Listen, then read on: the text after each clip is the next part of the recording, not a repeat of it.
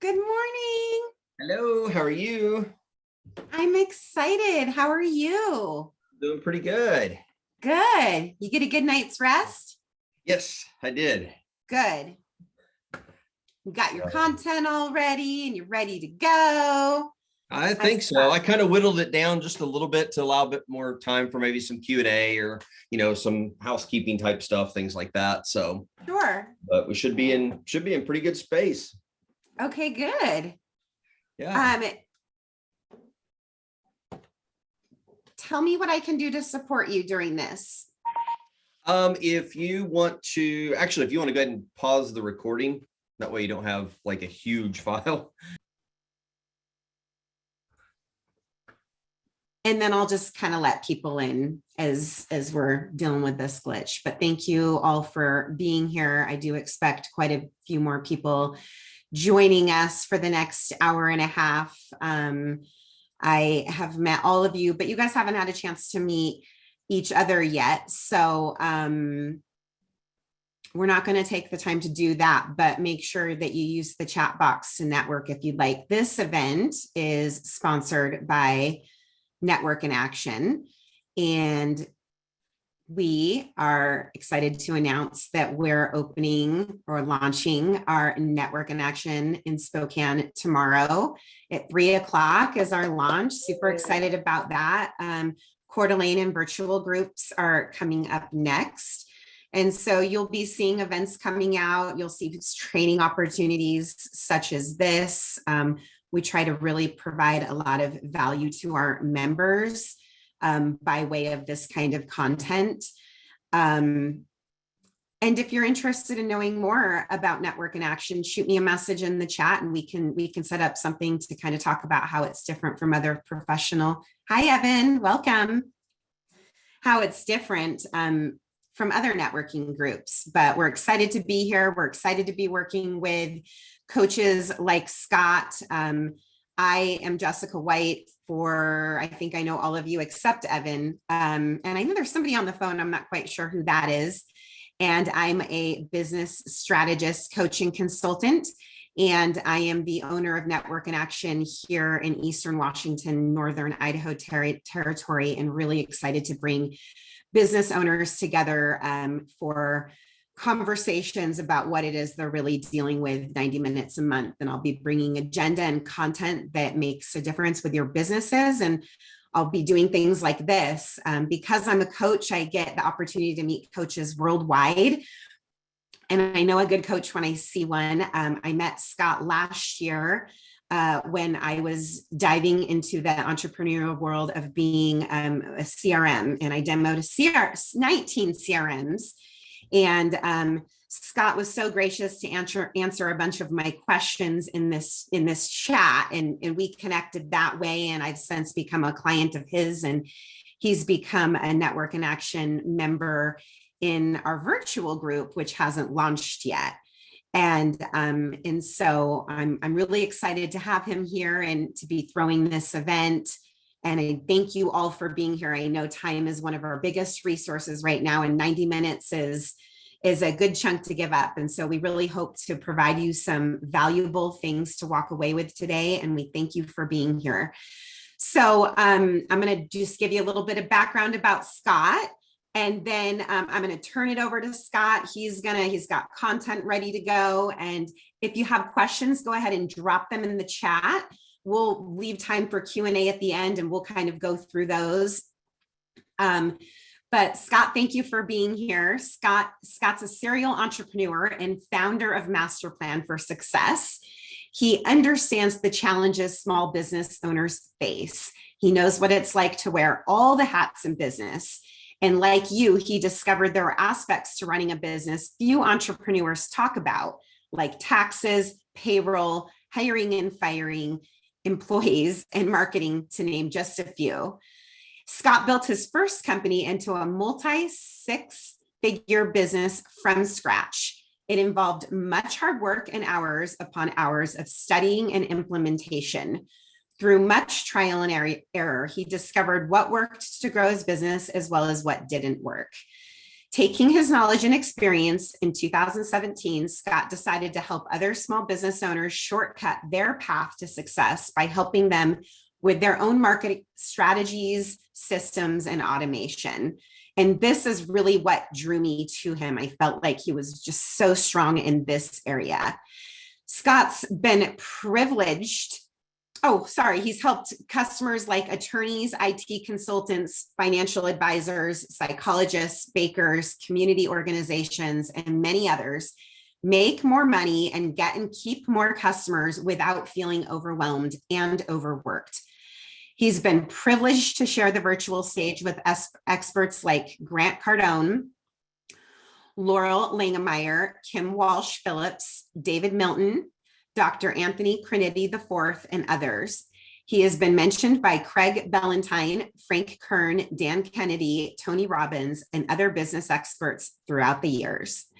In his free time, Scott enjoys being outside in nature, reading, traveling, playing the piano and keyboard, and spending time with his friends. He recently sang at the famed Carnegie Hall in New York City in May of this year as part of a national choir led by the world-renowned composer, conductor, Pepper Chopin. So welcome, Scott. I encourage you to connect with him on LinkedIn and social media. He's got pictures of that Carnegie Hall weekend, and it was pretty impressive. So thanks for being here. And I thank you for being here, Scott. I'm going to turn it over to you now. All right, Jessica, it's a privilege to be here. Really appreciate the opportunity that I have to really pour into each one of you as small business owners and entrepreneurs. And so I have a lot of content here to share with you today. And once I kind of get going, I get going, but feel free as questions come to mind or insights, drop those into the chat, and definitely we'll leave some time at the very end so that we can answer those for you and kind of get your insights on what we're going to talk about today. And really, I think today is a timely topic. Obviously, it caught your interest because you are here in this virtual room today. How to thrive in a bad economy by fixing your marketing.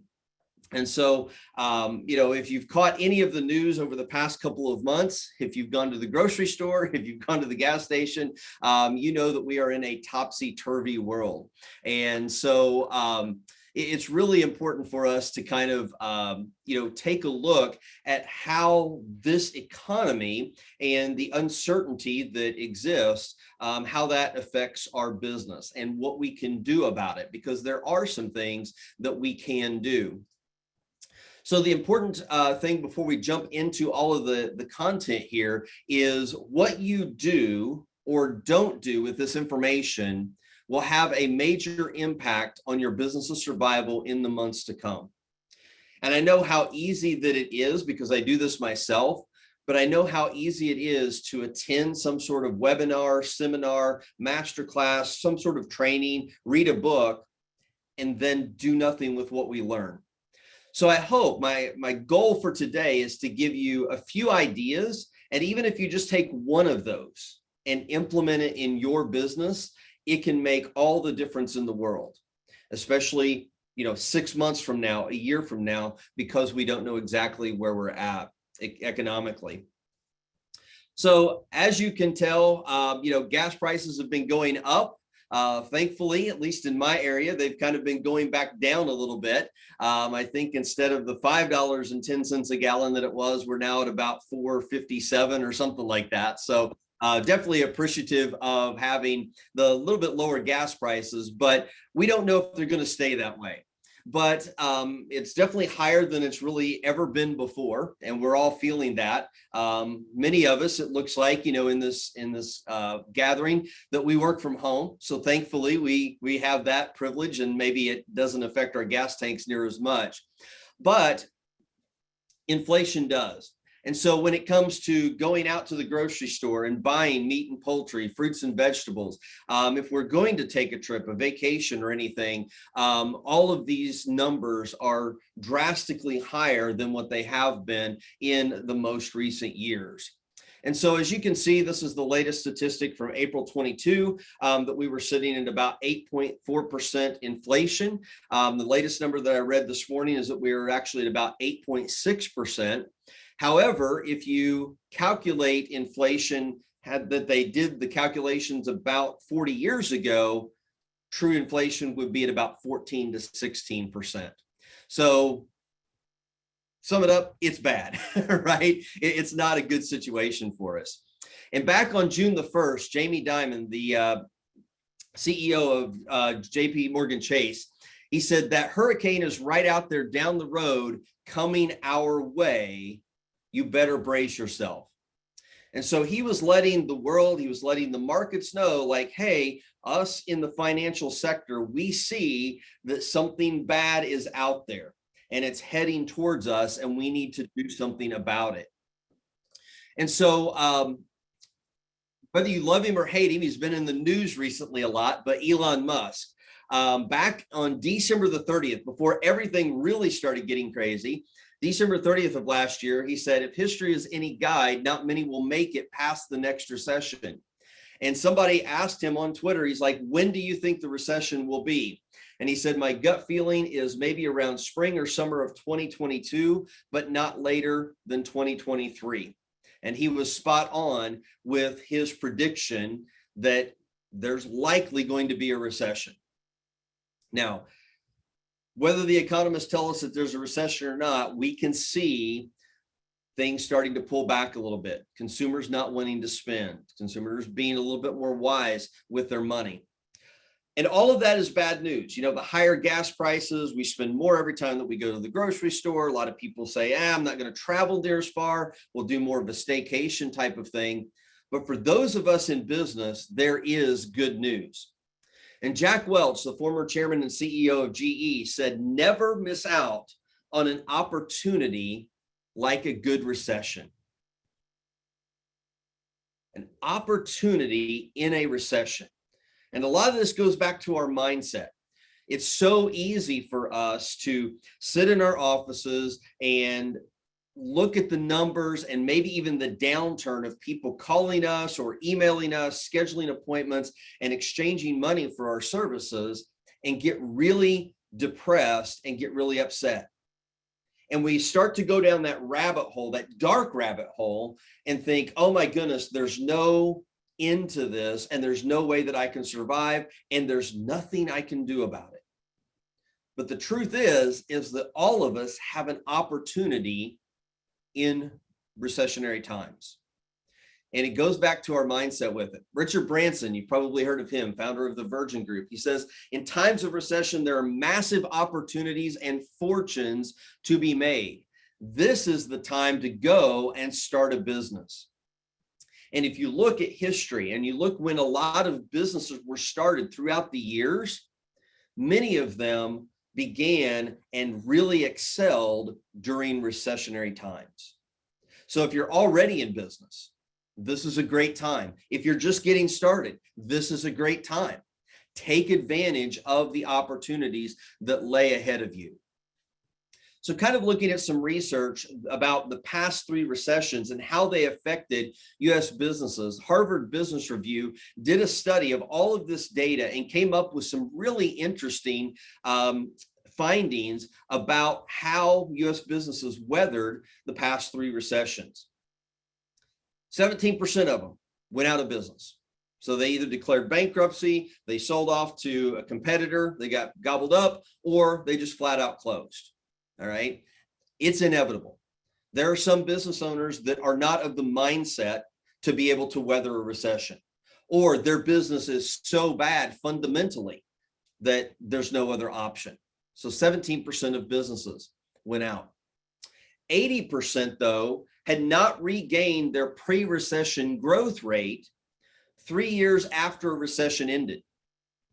So if you had a recession from 2008 to 2009, 2010, by 2013, the majority of them still had not gotten to the growth rate that they'd experienced in the years prior to the start of the recession.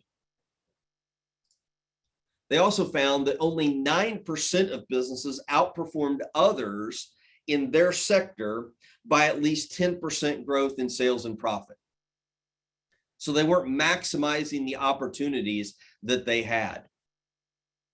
And this one's really interesting because if you think about it, One of the knee-jerk reactions that we have innately whenever times get bad is we contract, right? And we start looking for things to cut. And that's never more apparent than in businesses. What are the things that we can get rid of and reduce our expenditures? But the findings that they found, businesses that cut costs faster and deeper had the lowest probability of surpassing their competitors when times got better. There's nothing wrong with looking at your budget and looking at your expenditures and truly figuring out what can we get rid of that's really kind of fluff, but don't cut too deep. Don't cut out the essential things. The essential things, you get rid of those, or you say, oh, I'll go to a cheaper alternative. That most likely is going to come back to bite you, because that's going to set your competitors up for better success. They also found that businesses with the highest probability of becoming leaders after a recession are those that utilized a multi-pronged strategy. So there's not that one magic silver bullet that you can take to actually survive a recession. You've got to do things on different fronts. It's a battle that you have to wage in many ways. So those types of businesses, number one, they cut costs, but they did it selectively.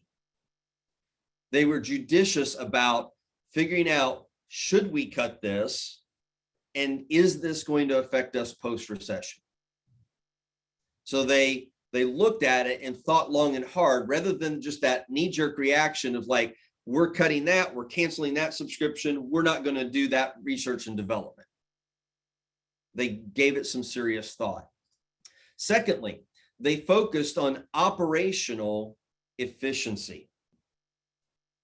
This is a blessing in disguise of a recession when things start to slow down, because now you can get back to the basics with like, you know what? We haven't had time as a business or as a team to really improve how we serve our customers, to improve how we do things inside of our own business. When you have this opportunity to focus how you can become more efficient and effective, and you take that opportunity, man, you are set up for success, because many of your competitors are not doing that during this time. And the more lean and mean that you can be during this time, you're going to come out so much stronger.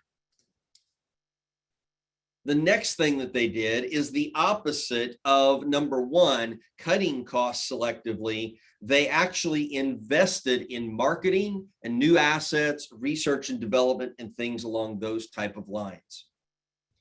So those are very important. So you notice that they cut the fluff out of their business after some long, hard analysis, but on the flip side, they did not recede and stop doing their marketing and advertising.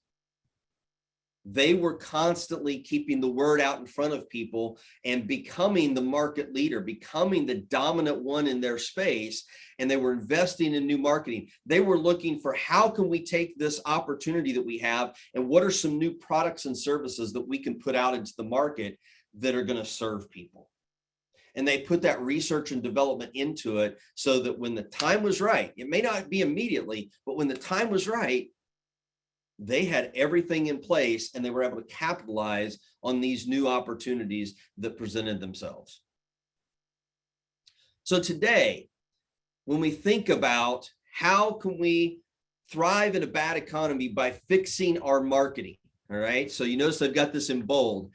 Number one, the one takeaway is, don't stop your marketing. Don't cut back on your marketing. If anything, do more of it.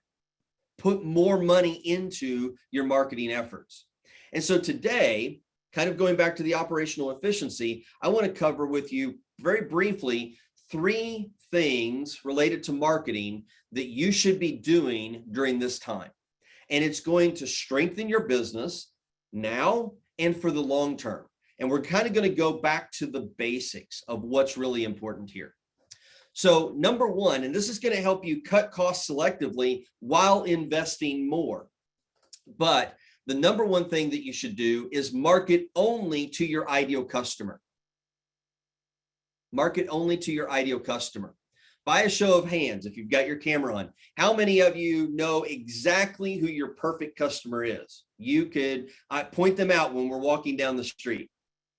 Okay, a few of you. All right. This is the time to get crystal clear on who your perfect customer is. You need to know everything that there is to know about them, demographically and psychographically. What makes them tick? What makes them tick? What are they worried about? What are they facing every single day in their lives?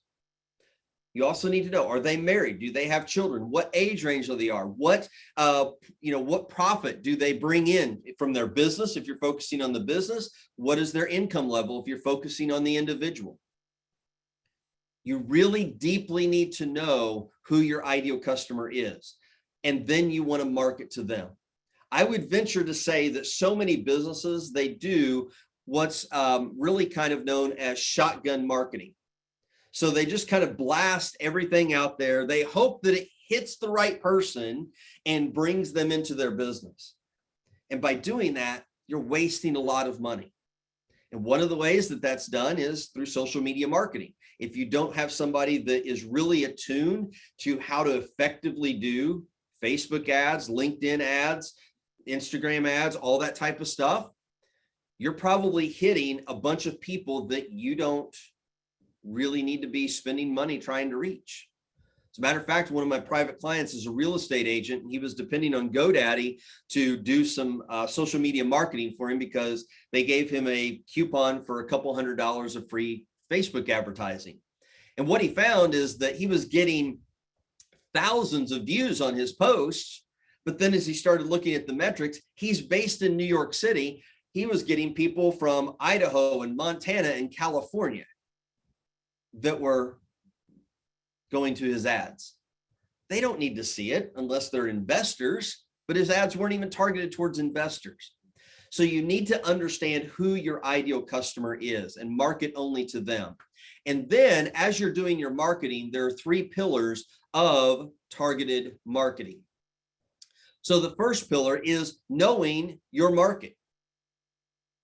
Forget everything else. This is the starting point. You have to know who your ideal customer is. Who is your market? I work with so many small business owners and they don't really know who their ideal customer is. And so I have to walk them through some exercises and give them some homework so that they can really understand that. Then and only then, once you know exactly who your ideal customer is, then you want to craft your marketing message. You can't craft the message first because you don't know what's going to resonate with your target market unless you know their pain points, their problems, and the issues that they're dealing with. But once you know that, now you can really communicate specifically towards that person. And remember, I said earlier that one of the important things for you to do is to really identify so well that if you and I were walking down the street, you could point out and say, that's my ideal customer. They actually have a persona. You give them a name. And then when you go create your messaging, you act like you're talking to that one person. And that's how you craft all of your emails. That's how you craft all your sales letter, your website copy, everything. So you have your market that's really important. You have to understand them. Now you craft a message that's going to resonate with them. And then finally, and only then, do you figure out the media that you're going to use. So many business owners that I see conversations in a lot of different forums that they're all talking about, should I do Facebook ads? Should I post on LinkedIn? Should I do blog posts? Should I do Yellow Pages ads? Should I? And they're all focused on the media. And then just 2 minutes of conversation, I quickly discovered that either they haven't identified their target market or they don't have a really clear message of what they do and how they can serve their target market. But the media is also going to be driven by your market because your ideal customer may not be on Facebook. Yeah, Facebook is the rave. Instagram is the rave right now. Actually, it's being surpassed by TikTok. And so everybody's kind of on this bandwagon. It's like, oh, we got to do TikTok videos. Everybody's getting tons of business off of TikTok. Maybe. Do you know if that's really where your ideal customer is spending hours of their day? If they're not, you're just wasting your money. So targeted marketing is really, really important. And you've got to do it in this order: your market, the message, and then the media. That's really, really key. The second piece of fixing your marketing is crafting a strong marketing message that attracts people, right? And a lot of people think, man, this is so hard, creating a message. I'm not a copywriter. I don't know how to write things that make people want to do business with me.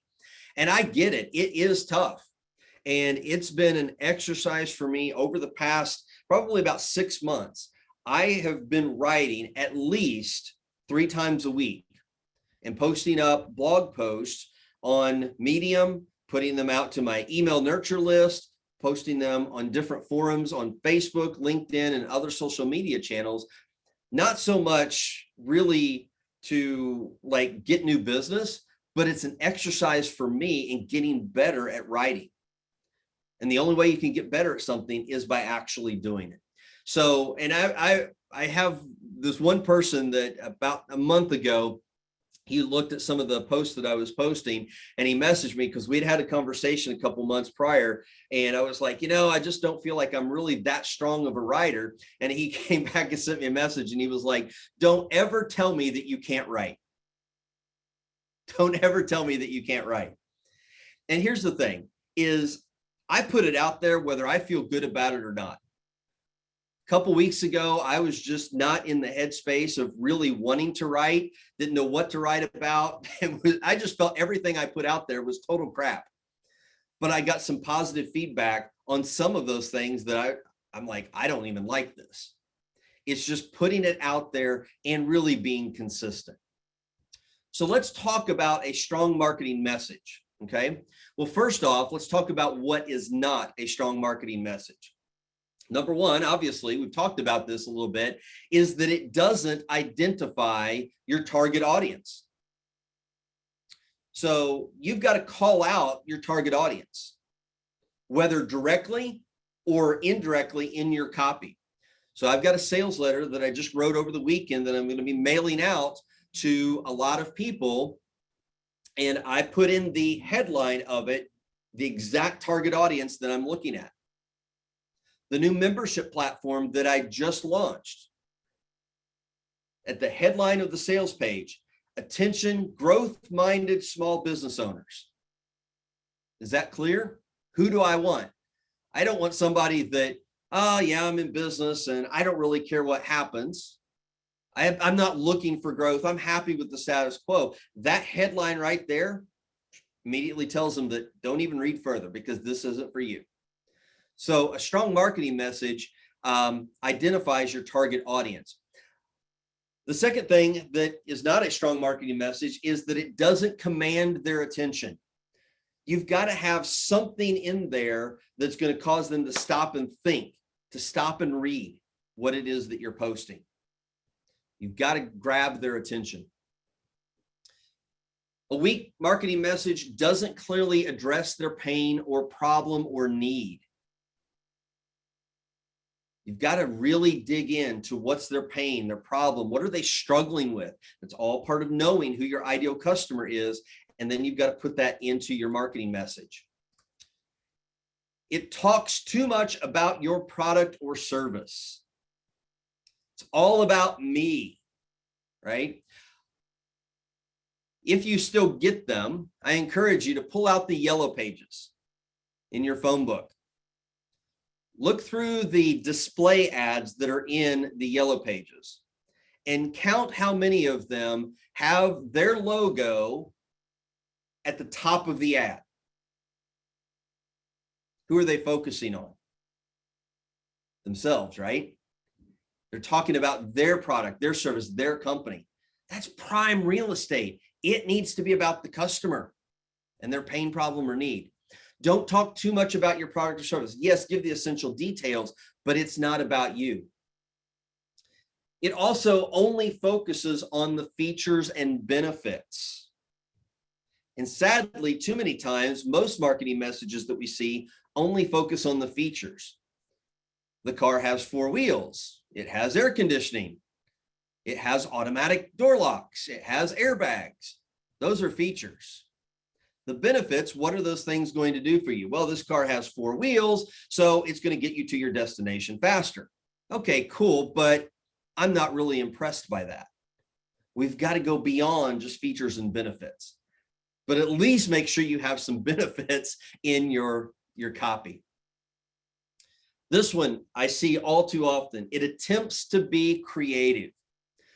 Now, I'm like the least creative person that you will ever meet. I can't draw even a stick person. And when it comes up with names, coming up with names for products and services and all that type of stuff, I'm just not good at it. But I see people that attempt to be way too creative. So they take it to the extreme and they lose their audience by being way too creative with what they're talking about. So their audience walks away confused and they will sacrifice that at the altar of creativity. The other component of a weak marketing message is it's generic. That you read it and you have no idea what business that really is or who they serve. Like you could apply that into many different businesses. And you see this so often with taglines, right? If we didn't know it,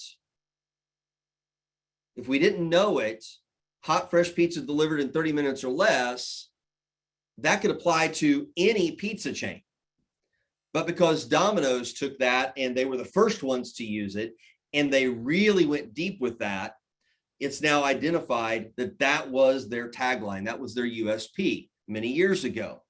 But you've got to be careful about being too generic because you want people to be able to quickly and easily identify your marketing message with your product or service. If you have these things in your marketing message, this is what's going to happen. People are just going to tune you out.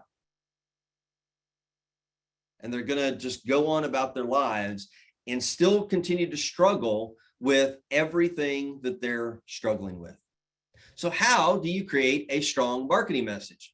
Well, it's kind of doing the opposite of what's not a strong marketing message, right? Number one, you want to speak directly to your prospect's pain, problem, or need. Really go deep on that. Stick the knife in and twist it, as they say. Like you've really got to hone in on what their problem is and make them feel the pain of it, because otherwise they're not going to want to have a solution for it. And you have to talk directly about it. And you want to use their words. You want to use their phraseology. How they talk about it's really important, because if you can put that in your marketing message, they're going to look at that and they're going to say, she's talking to me. He's inside my head. How does he know that? That's what you want to get to. You want to use simple, everyday language. My former business partner, he was always chiding me. He's like, man, you use too big of words. Go with the simple language. Don't use anything longer than 4 to 5 letters, right? Keep it really simple. Because really, the rule of thumb, 3rd grade reading level or less. Simple, everyday language. Don't bore people with large words. You want to vividly describe the transformation they'll experience when they buy your product or service. So you remember we talked in bad marketing messages, talk only about the features and the benefits. All right. Air conditioning in a car means that on a hot July summer day, that going from point A to point B, you're going to stay cool and you're not going to show up at your destination all sweaty and stinky. Right? That's a benefit of having the air conditioning. What can we take that to 2 levels higher? And what's the transformation that they're going to experience? 99% of the time, the transformation is an emotion. How are they going to feel emotionally about their life, about their business after they've had experience with your product or service? When you can communicate the transformation that they'll have, that makes all the difference in the world. It's a game changer. They will stop looking at your competitors because now you're suddenly of massive interest to them. The fourth part of a strong marketing message is it evokes emotion. We talked about with the transformation. Use emotional language. People make buying decisions based on emotion first, justified by logic. Even if you're selling business to business. I get so much pushback from business owners who have B2B sales and they're like, oh, but I'm dealing with the company. No, you're not. The company isn't buying anything from you. It's a human that makes the buying decision. And you've got to win them over. And the way you do that, even in a business, they're making that on emotion and they justify it with logic. You want to sprinkle in testimonials and social proof. Show of hands, how many of you have at least 3 testimonials from clients that you've served? Okay, quite a few. If you don't have any testimonials, get started on it. Don't be afraid to ask. You would be surprised at how many people would love to give you a glowing testimonial that you can then use in your marketing materials. But you have to have testimonials so that people can help build that know, like, and trust factor based upon other people's experience with you. Talked a while ago about using simple everyday language. You also want to use direct, powerful verbs. So when you're writing your marketing message, try to avoid as much as possible, going back to English class, all those linking verbs. Is, am, are, was, were, right? Try to avoid the use of those and use words that are direct and powerful and drive action. So after you craft your message, go back and say, how can I say this stronger and better and more succinctly? That also helps in being clear. When you write, and when I wrote my sales letter over the weekend, I stepped away from it, and then I came back to it on Monday and looked at it again. Because when I'm writing something, I'm in the middle of the service that I'm providing. So I know all of the jargon. Everything makes sense to me. Why didn't it make sense to you? Well, we can't expect that. And so make sure you take time away and then go back and revisit it and kind of put yourself in the frame of mind of your ideal customer and they're reading it for the first time. Be really clear in your marketing message. Create urgency. You've got to get people to act. If you don't give people a deadline, they'll just keep pushing it off, pushing it off, pushing it off. We're all that way. We'll do things at the last minute. We've got to create urgency. That can be, like, hey, this offer goes away on July the 14th. You've got to take action now. Or there's so many spaces left. Like, I'm literally only working with 2 more people. Once those 2 people sign up with me, I'm done for now. So you've got to create that urgency so that people will take action. And then you have to call them to action. This is something that I see so many marketing messages leave out. They do a great job with everything else. They're clear, they're evoking emotion, and they're really describing the transformation. They're doing all kinds of wonderful things. And you get to the end of it and you're like, what do you want me to do? You have to tell people what to do. And usually you want to break it up into 2, 3, 4 steps. 1, pick up the phone. 2, dial this number. 3, place your order. 4, watch your mailbox for the delivery. Outline the process that's going to happen, but give them clear instructions. And don't assume that people will fill in the gaps. You've got to make it really simple. You can't just say, dial this number, because there's somebody that's going to be out there that's going to dial the number, but they haven't actually picked up the phone. Okay. There are people on this planet that do those types of things. You have to break it down into really simple steps. But if you adopt those 9 things, that's going to help you create a strong marketing message that's going to resonate with your ideal customer and then get them to take action. So in this time, if your business happens to have a slowdown, take time to look at your marketing message and say, how can we refine this? How can we make how we're promoting our current products and services so much better, so much stronger? What can we do? The third thing of fixing your marketing is taking this time to build an automated marketing machine. So many small business owners struggle with doing marketing because they're wearing all the hats in their business. And trust me, I know that it gets really, really overwhelming. When I had my IT company, I was the chief technician fixing the computers. I was the one checking them in. I was answering the phones. I was doing the on-site service calls.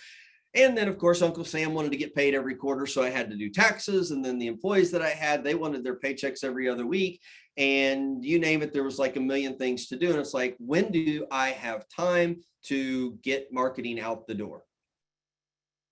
Even when the Yellow Pages guy called every single year, I really didn't have time to talk to him because I had so much else going on. But the minute that you can actually automate your marketing as well as other business processes, you can step back and take a breath. It gives you some relief in your business. So what are the basics of an automated marketing system that generates results? Number one, it's really important. It allows you to segment your list. It allows you to segment your list. That's key. Goes back to the marketing messaging. You have to be clear. You have to be direct. You have to know your ideal customer. And not every customer is going to be the same. So Jessica, for example, I'm working with her and building out her marketing automations. She really has 2 types of customers, 2 types of clients that she works with. She has her private coaching clients, and then she has her networking clients. And the message needs to be specific for each type of client. Segmentation is really important.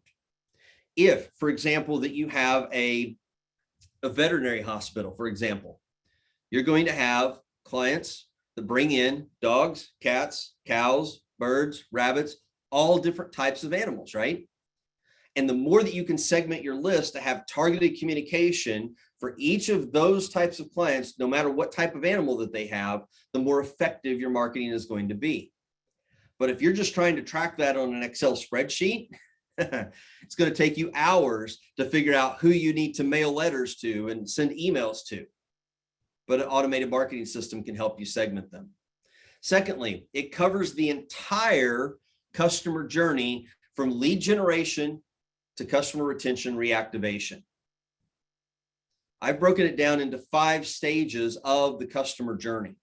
Now, most of your marketing gurus that you see advertising on Facebook and probably landing in your email inboxes, they're all harping on, you've got to get more customers. You've got to get more customers. Yes, every business needs a consistent influx of new customers, but you can't forget about the people who are already in your business because there's a gold mine right there. And you can't ignore the people that are walking out the back door because you're so focused on the front door. So there's the entire customer journey. So you've got the acquiring of leads, getting people to become aware of you and raising their hand and saying, I want to know more about your products and services. And they opt into your list. Now, once they opt into your list, now you can nurture them because not everybody who requests a lead magnet, not even everybody who schedules an appointment with you is going to want to do business with you. They aren't convinced that you're the solution to their problem for whatever reason. Maybe it's not the right time. Maybe they don't have the right money. Maybe, they're just not convinced. So you need to nurture them, build that know, like, and trust factor. Then you need to convert them. And one of the best ways right now to convert people is by doing a webinar. You can convert people on webinars. And then, of course, by scheduling appointments with you. But you need to have that clear call to action, that 1 or 2 things that is going to be like, this is the moment in time where I'm going to ask you to make a decision. Either you're in or you're out for now, but make a decision. And if they say no, okay, we'll put you back into the nurture. Once they make a decision, then you've got to delight your customers. How can you wow them? How can you be unlike any and every other business that's out there and really say, wow, I didn't know I was missing all of this? You've got to wow them. And then the last stage of the customer journey is that customer retention and the reactivation. So getting the referrals, getting the testimonials, continuing to nurture your existing clients, and then attempting to win back those people who have stopped doing business with you for whatever reason. You can't just write them off, because frankly, it's a whole lot easier to get an old customer back than it is to get a new customer. Definitely a lot more inexpensive. So you've got to make sure that you can cover the entire customer journey. And then you want to make sure that you're using multi-step, multimedia campaigns. Multi-step, multimedia campaigns. When I started out in my IT business, I launched that company in 2004, and it wasn't long before the phone started ringing and the local Little League, they wanted donations. The animal shelter wanted donations. The newspaper would call, hey, we're doing a special page on the fire department, for appreciation. Would you like to put an ad in there? Everybody was calling for all these one-off type of advertising that I could do. And because I wanted to be community minded and look like I was supporting everything, I would pay $75 to have my banner placed on the outfield at the Little League games. But what I found is that wasn't generating any type of results. And then whenever I would start to do some marketing, I studied, kind of some of the masters early on. And because I thought I didn't have the time nor the finances to really do things the way that they said that they should be done, I would send out one email and then I'd get no results. Or I'd mail one letter and I'd get 3 people to respond. It was like, oh, cool. And then I'd stop. I can't count like how much I probably missed out on because I didn't use multi-step multimedia campaigns. An effective marketing campaign that I have seen work time and time and time again in so many businesses is using direct mail. So you send out an initial sales letter or postcard, and then you're going to follow that up in a couple of days with an email. And then if you still don't have any response, you're going to send out another letter or postcard, step number 2 of the direct mail sequence. And then that's going to be followed up with another email. And then depending on your business, you might then call that person if there's still no response. And then finally, there is a final mailing that's done and a final email. Using at least 2 or 3 different media there, multi-step. And the reason for that is that it's not necessarily that people are ignoring you, it's that life happens. Many people have the best of intentions and they love what you're presenting to them, but they get distracted. And then what happens? They forget. And so when you show up again, maybe in a slightly different way, oh yeah, I meant to call. I meant to go to that order form. So that's why multi-step multimedia is really important. An automated marketing system runs mostly on autopilot. Not going to say that there's not some work that you or somebody on your team has to do, but it runs mostly on autopilot. There's a lot of the things that it can take off of your plate you don't have to worry about. And if you're covering that entire customer journey with a lot of different automations, nobody's going to fall through the cracks. You have that safety net that takes them from stage to stage. Most importantly, it allows you to track and measure your results. You can do everything else that I've talked about this afternoon, but if you're not tracking and measuring your results, you're throwing money away. You have to look at the numbers, see what's working, see what's not, and test something new. All marketing is testing. I know we don't like to hear that because sometimes marketing can be really costly. All marketing is testing. And so when you find something that doesn't work, you figure out what's the one little tweak that I can try, and then do another batch of outreach to my ideal customer and see if that gets me a better response. And you keep turning the dials and you see what keeps growing your business. So that's an automated marketing system that allows you to track and measure your results, and you can attribute definite ROI to the activities that you're doing. I could not track ROI to my banner that was hanging out on the outfield of the Little League. And because I didn't have the right messaging in place, that little business card size ad for the firefighter appreciation page, I couldn't attribute ROI to that either. It was just getting my name out there. But if you do it right, you can actually get ROI from that and be able to track it. So this is really, really, really key. So this is what you can do in this time of economic uncertainty that can set you up for massive success when we come out of this uncertain time. Because I guarantee you, there are so many small business owners that are your competitors that at this point in time, they're just like an ostrich with their head in the sand, and they're saying, I don't see anything. I don't know what's going on around me. Or the others, they're sitting there behind their desk in despair, paralyzed by fear, and they're not doing anything to make themselves or their business better. Those of you that take action because you now know this will make all the difference in the world. Remember, the Harvard Business Review studies over the past three recessions, those people that had a multi-pronged strategy, that they cut costs selectively, they focused on operational efficiency, and they invested in marketing, those are the ones that came out on top of every single one of those recessions. If that's what you want, then that's what you need to do. It requires action. And so I encourage you, take that action. If you need help, ask for help. Myself, Jessica, there's others out there in the world that can definitely help you. I don't know if Evan's still with us, but if it's a mindset issue, because I know that during these dark and difficult times, Evan is a great mindset coach. So if you need support, get the support that you need. But by all means, don't just take this information and do nothing with it. That's the worst thing that you could ever do. Because as some of the big names in the world have said, recession gives you an opportunity.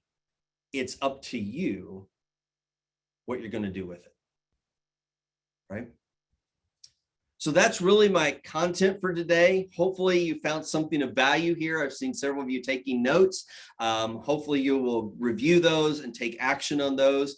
Even if it's just one thing, don't try to do all three things, but do one thing and then go on to the next, and that will massively help you. So in some of the marketing and the promotional materials for this particular event, I had mentioned that I've got something new that I've been working on to really support small business owners like yourself and even myself. And, you know, there's so many things out there in the world that relate to marketing and growing your business and sales and everything, that it can really become very noisy. You don't know who's got stuff that's actually going to work. Is this fluff? Is it the next shiny object? You know, it's just like, I don't know. And then you do end up doing nothing. And I really wish that I had a one-stop resource that I could really trust when I started my IT company back in 2004, because I really feel that in those early days, I would have made so much more progress if I would have had all of these resources right at my fingertips that I knew was good, that would help me, rather than me having to try to find it all on my own. So I have just recently launched what I'm calling the Marketing Mastery Hub. And it is a private community for entrepreneurs that I am curating the content. Some of it I am also creating, but resources from trusted advisors, trusted experts in the realm of general business, marketing, and sales. And putting in all of these resources, basically building a library that you can go to on practically any topic related to sales and marketing and to general business growth, and have actionable content that you can immediately use and apply it to your business. We've also have a community in there. So threads. I despise Facebook as much as I have to be on it, but so much stuff can get lost in there and like Facebook groups, and you can be distracted. We actually have the private threads in our community here that allow you to strike up conversations with other business owners, get feedback, get encouragement, get advice. Myself, I've got a couple of others, experts that are in that space with me that know sales like the back of their hand. They're going to be in there. We're going to be doing monthly master classes, very similar to this, but a little bit more in depth. We'll be doing monthly master classes. You'll also get live access to me with a monthly Q&A. Every single month. So any question that you have, marketing, sales, business related, if I'm qualified to give you advice or direction on that, happy to answer those questions for you. And then of course, we've got all the resources that are available inside of the Marketing Mastery Hub. I made it like ridiculously cheap because all of my mentors and coaches, they were like, you need to be charging 47 or 97 bucks a month for this. And I was like, yeah, and that's the price of everything else that's out there on the market. And some of it's good, some of it's not, but I want to make this accessible. So it's $9.99 a month. Or if you want to sign up for the annual option, it's 99 bucks for the year. If you do the annual option, I've got a bunch of bonuses. So if you go to the website, masterplan, the number 4success.com/mastery, you'll see the sales page. And if you scroll about 2/3 of the way down, you'll see all of the bonuses. I think there's 7 right now. I've got a couple that I'm waiting on of bonuses that are really helpful for small businesses like yours and mine. And so that's only available with the annual subscription, but I know that you're going to get massive value out of that. So I'd encourage you, go check that out and sign up, and would love to have you guys in the community so that I can help you. It's not one-on-one coaching, but I'd love to come alongside, answer your questions, support you, give you resources that I've personally vetted, that I know are good. It's not fluff. It's not the latest fad that's out there, but it's things that are really going to move the needle in your business. So with that, Jessica, I'll turn it back over to you and then open it up for some Q&A. Thank you, Scott. That was awesome. I'm working with Scott. I think I shared that in the beginning. He's one of my coaches right now, and we're working through a lot of this together. And it's like, you know, when you hear something, you can still hear it newly. And so I heard some things newly this time. And so thank you for that. What questions do you guys have? And since we're a small group here, you can unmute yourself and ask your question. Yeah, you can unmute yourself. We have, I know everybody penciled themselves out, but we do have time for some introductions. If people want to, you know, talk a little bit and talk about your marketing and your challenges, this is to do that, right? Like, don't make the hour just something that you attended, like get something out of it tangible.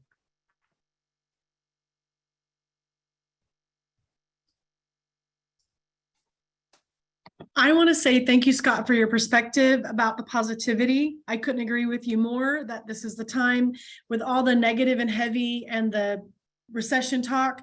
This is where true business owners are made, and having someone to support and agree with that, I really appreciate it. So what trends are you seeing that are really taking off in marketing? Like what things do you think are truly going to be dynamically shifting in the next 6, 12, 9 months?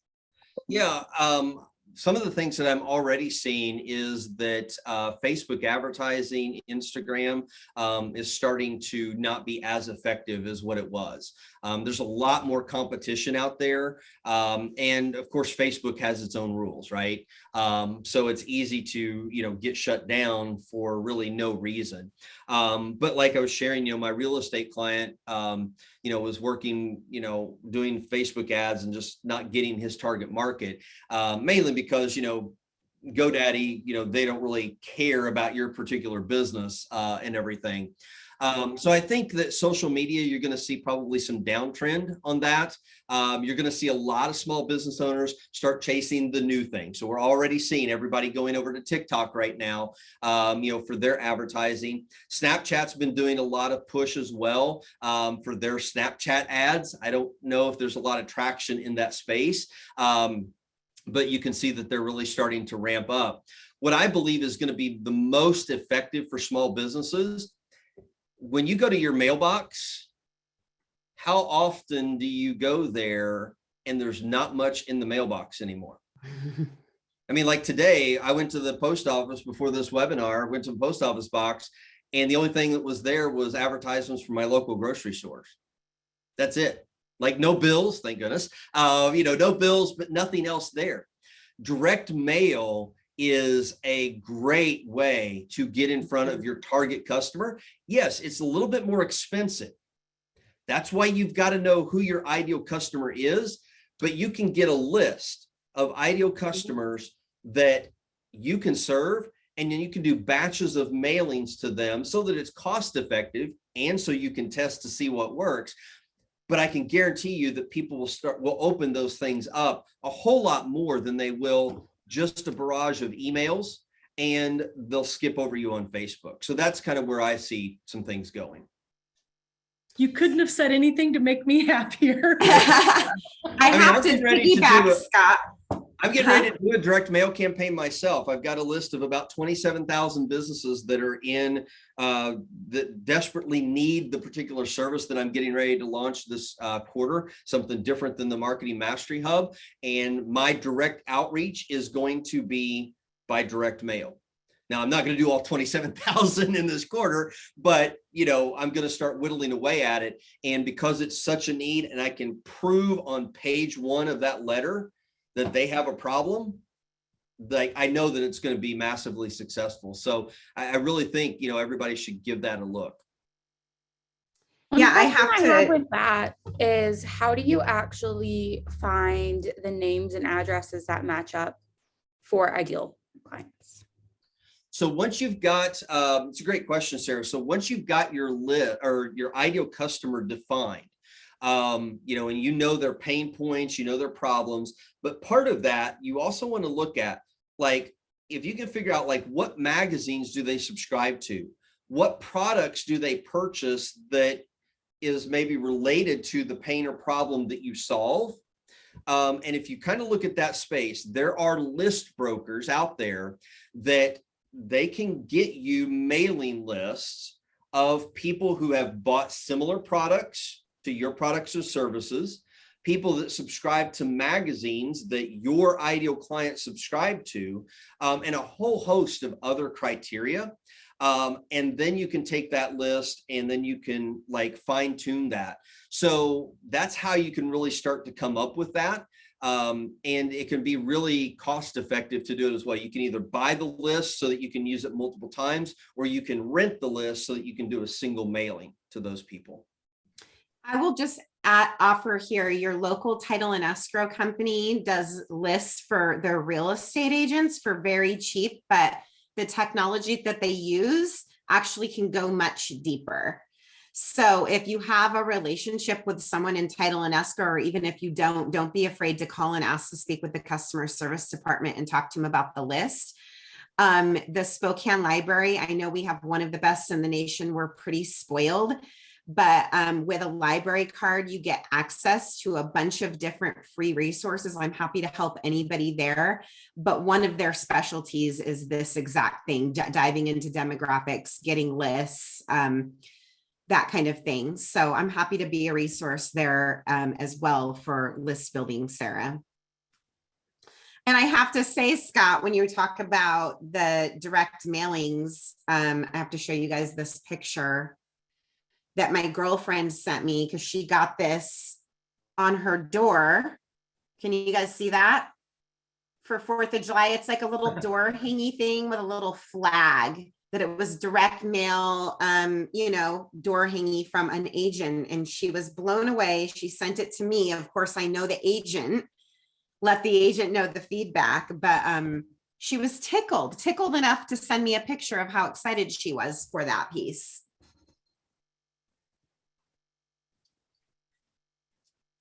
So I own a printing and marketing collateral company. Yeah. And so we talk about chunky mail or touchable, tangible. You can do just a basic postcard, but what some excellent ideas are to put a little magnet in it, a little squishy hand sanitizer with a little thing will help you clean up your marketing. A Post-it note, it doesn't have to cost a lot, and being very targeted, as Scott is saying, makes a very big difference. And even just following up a little, follow up with someone that reaches out to you on social media, if you can find out their business address and sending them a thank you card, even it was just thank you for the connection and your name, it has huge impact. I believe the last study I read is that you have to have, it used to be between 4 and 5, and that was 5 to 7 touches.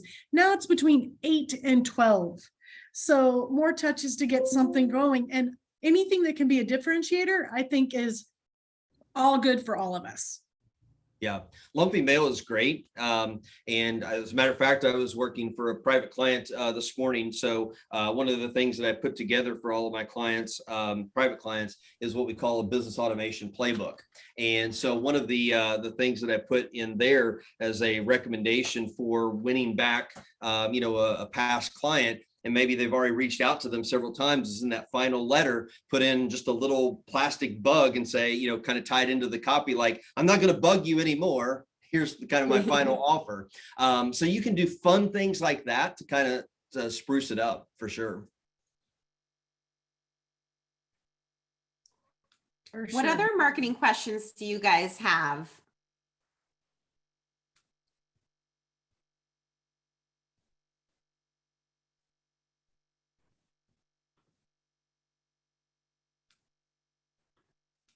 Well, awesome. If there are no other questions, I'm going to stick around for anybody that wants to continue this conversation or has any questions about Network in Action, upcoming events. Scott, do you have anything else to add? It looks like we might be completing a little bit early today. No, I think this was really good. Like I said, I hope everybody's got some actionable items that you can take away and start to implement. Feel free to reach out if I can be of assistance with you. Love to help out any way that I can. So you can email me, Scott@masterplanforsuccess.com. I'm happy to have a chat with you. Hope to see you in the Marketing Mastery Hub if you'd like some resources, and again, get more one-on-one access with me in those live Q&As and the monthly master classes there as well. So, and if you know of any other small business owners that could benefit from that, feel free to share that with them as well. So yeah, I just have to give you a testimonial, you guys, just doing a tell on myself. I threw a bit of a fit a few weeks ago because, I don't like automation. I don't like some of this. And I like to write when I want to write and not when it's time to create content. And I just had a complete meltdown, and Scott was so great with me through it. And so we were able to have another conversation later. And it's funny because he gave me some homework. He broke it down for me, which is funny when you're feeling frustration, right? Like the steps are helpful because you're like, I don't even know what to do next. And it's like, pick up the phone. Okay. And so you do a really great job even in your videos and your explanation and how you guide me through everything. And I know if something's missing, it's over here on my end, not on Scott's end, because he's been doing this a long time and he's got the process pretty shored up. So I'm looking very much forward to doing the same with my businesses. And you've been an absolute joy to work with and a blessing in my life, really. thank you. I enjoy working with you. I really love all of my one-on-one clients. They are, very good. And I enjoy working with you because you've got so much energy, that you bring to every call. And, it's just great, and you're the type of business owner that I really love working with. So this is awesome. And I appreciate the opportunity for today as well. Well, thank you. Yeah, thank you so much. We'll do these again. I'm all about bringing business owners what they need and creating opportunities. And I couldn't agree more. There's going to be opportunity in the next few years for those of us that are willing to see it and reach out and grab it and do the work. And so let's do the work, guys. I thank you for showing up today. And and I'll stick around if there's any questions or anyone wants to chat. I think No, Evan, I wanted to give a second testimonial. I'm new to this group, Evan. and I'm a small business owner, solopreneur, and I don't know how everybody else here works, but just to give you context, I worked in corporate America for 20 years, came back to what I love doing, which is being a coach, which I was doing over 30 years ago. And I now work as a solopreneur building business, but I needed help, just like with what Jessica said. I knew exactly what my long-term goal was. It's kind of like, you get a box of Legos and you see on the cover, it's like, okay, the Death Star, you open it up and it's filled with all these pieces. You got to put them together. Like, what do I do next? So when I worked with Scott, Scott was so helpful.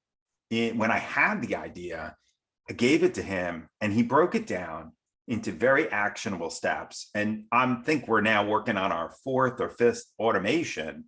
Yep. And each piece is a piece of the puzzle. And instead of saying, I have to wait, I encourage you all to at least have a discovery call with Scott, because you don't even know what the next step is until you talk to Scott. And then he says, well, you work, this is the first step. And even I know Scott for, I don't know how long we've been working together. I think at least 6 months that I've known you. 6 months, and a little bit longer. Yeah, longer. And even in his marketing, just, we're all looking to improve ourselves. Scott's done a presentation before, but this presentation has taken him to the next level. And I can see all the nuances in there, and I give you kudos because great job. So you do yourself a disservice if you don't make an appointment at least, or even join that meeting, because he's been so helpful. Yeah, it's really great just to be around other business owners who are trying to level up, who are trying to, do better. It's like, you just got to sometimes do the walk and stumble and figure it out. And it's great when you have other people around you and everybody's got their own strengths and weaknesses. And so thank you for sharing that, Evan. Thank you for joining us today. My pleasure. Any other questions, you guys? Well, thank you so much. That concludes it. Like I said, I'm going to stick around for anybody that wants to chat about any of this or anything network and action related. You got questions about the technology, anything like that, we're here. Bye, Beth. Thank you so much. Beth is our network and action franchise owner over on the west side. So she's in the Maple Valley area, and her goal, tell them your goal. 30 groups in 3 years. Wow, that's aggressive. That's good. Yep. Mm-hmm. So connection, collaboration, and networking. There's nothing wrong with any of that. So Yep. Beth and I got to meet in Houston, and we just kind of really hit it off with how we really focus on the customer's experience, and we like things to be done well and to smooth, and we have similar tastes. And so, and we live in the same state. and we're not doing this alone then, right? We're breaking new territory up here together, right? No. Many workers make it better. Lindsay joined the virtual group. She's actually going to start up. She's going to be at the launch tomorrow. She's going to move over to the Spokane in-person group until the virtual group launches, because she's here in Spokane. And do you want to tell everyone a little bit about what you do, Lindsay? So my business is Very Fresh Designs. We offer branding, promotional, and marketing services to small and large businesses. Nice. Yeah, and I followed her on Instagram because she was seeing some really great real like closing gifts, like about the customer experience and kind of really delighting your customers and doing that thing. She was doing some really cool extra stuff. Justin, are you in there? Do you want to introduce yourself? Nicholas? Hello, can you hear me all right? Hi, I met Nicholas at a 358 networking event at Burbity the other day. And I watched him from across the room with his business card, which is sitting here on my desk, passionately showing his videos to people. And I was like, I got to talk to that guy. Yeah, I appreciate that. Yeah, I'm a videographer here in Spokane, local. We we do a lot of videos, kind of everything all over, but we are trying to specialize more in product commercials, branding, promotional work is a lot of what we do. And now we're gearing ourselves more towards social media because that's where a lot of businesses more than ever need video content. So we're putting ourselves out there in that way, and we're trying to develop. We have now recently developed a retainer basis that we can offer. So now we're getting off of the feast or famine because I'm done with that. Yeah. Good move. So, but yeah, but this is, and it is an interesting thing when it comes to marketing for video because you'll go to other production company sites and it's a lot of the same thing. Like, well, okay, well, like what would you do? Like, well, I mean, we offer video content. Everyone needs video content. Okay, how do you want to market that? And so yes, thank you. That's my mugshot. I need to change I that. thought that was really smart, the QR code to see your Yeah. work, right? Like Yeah, let my work speak for itself. right. And it's also economical too. So when I forget my business cards, I only have one. Did I go to a networking event? I can just go say, scan this one. Yep. Take you right there. Did I take your one, Nick? No, I actually had a lot. So, but it doesn't matter because it works. It's so good. Yeah. But yeah, I know that's something I'm still struggling with is trying to like when you mention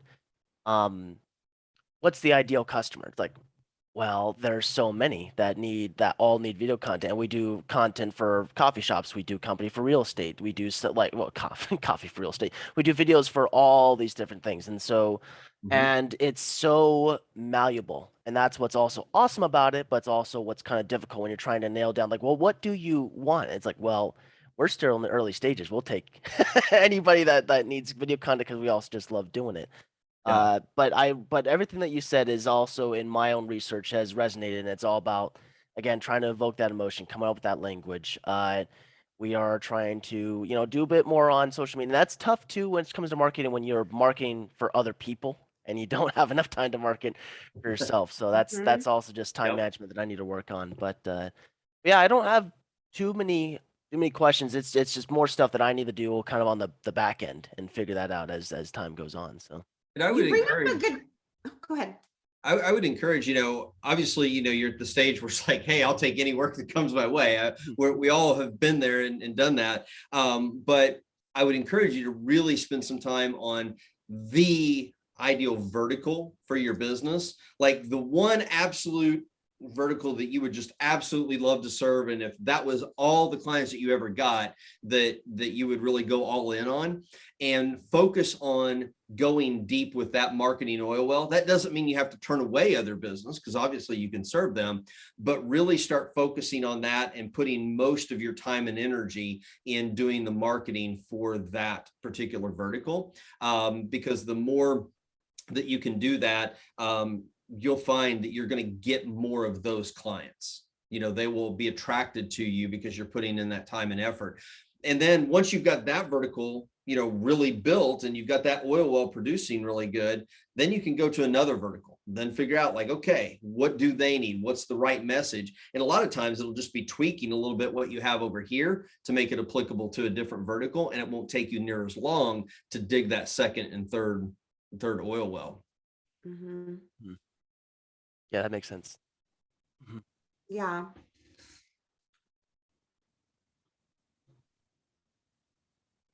I was going to say, Nicholas brings up a good point when you're talking about when you get so busy, you don't have time to focus on your own, because when we're ourselves being the consumer, and if you're going to get your hair done or a haircut, you look at that person's hair, right? Like you look at their style and you look at their hair, or, you make decisions based on it. But oftentimes it's like not the case, right? Like if you would expect maybe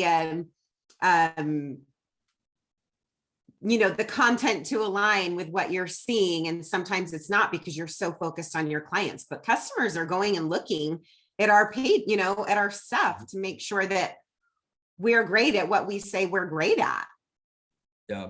And I would say, if you haven't done it, block scheduling is the answer. I mean, I have my times where it's like, oh, I don't feel like block scheduling and everything. And those are the times where I get totally scattered and nothing happens in my business. So even if it's just a matter of, blocking out 30 minutes every day to work on your business, that's a great start. But I actually block chunks. So like today, for example, I had this morning, yesterday morning and this morning, I have blocked out to work on one of my new clients' brand messaging playbook. And then after that, it's, doing, some work for my own business, writing some marketing copy. And then after that, it's, writing a blog post and just block scheduling. And it's amazing how much stuff I'm actually able to get done in a day when I block schedule. And it's stuff for my business as well as for my clients. And I feel like I've got a pretty good balance here that I feel good about, that I'm making progress on all fronts that I need to be making progress on. So if you haven't started block scheduling, I'd really encourage you to kind of give that a try. And don't feel bad about, saying, if somebody comes to you and says, hey, can you meet on Tuesday at 4:00? I'm sorry, I've already got something scheduled for that time, even if it's the schedule with yourself, because you are just as important as your client. And so hold those appointments that you have with yourself. Majority of people will be completely understanding.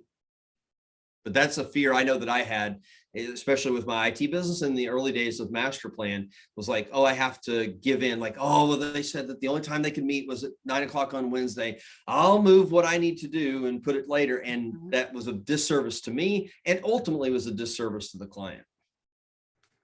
I do that, and I catch myself, and I had a talk with myself about 3 weeks ago about that as well. And that's a really great point. I noticed I block schedule is also, and I'm like, why am I seeing this thing for the 7th time on my calendar? And it was because I kept just moving it. Just, the tasks you don't like, the ones that you think I will like, I think it's going to take me 4 hours. And so I'll just keep pushing it out and pushing it out. And then when I sit down to do it, it's an hour and 20 minutes and it's done. Funny that you did it 3 weeks ago, which means you did your end of Q2, end of year half review, and you realized that was a stumbling block. So now going forward with Q2, because I did the same thing. It's like, wow, she's worked on it about the same time I did.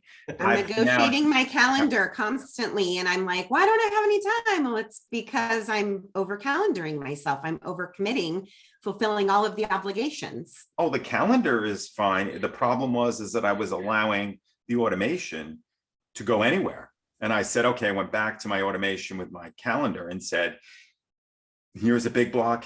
Here's a big block, here's a small block for these 3 days. And then the rest of it was working on my business or working with my clients versus new business. Huge increase in productivity. Yeah, I love Practice it. what I preach.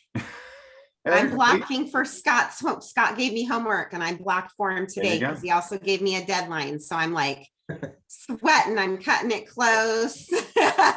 But you messaged me the other day and said you already had 50% of it done in the time that you had blocked to do it. So now you can get the other half of it done. So yeah. And I've had time, like you said in your presentation, to distance myself. There were a couple areas where I was getting hung up. So I'm like, okay, just make some notes and just move past it, go get some time away for the weekend. And then things kind of start to fill themselves in.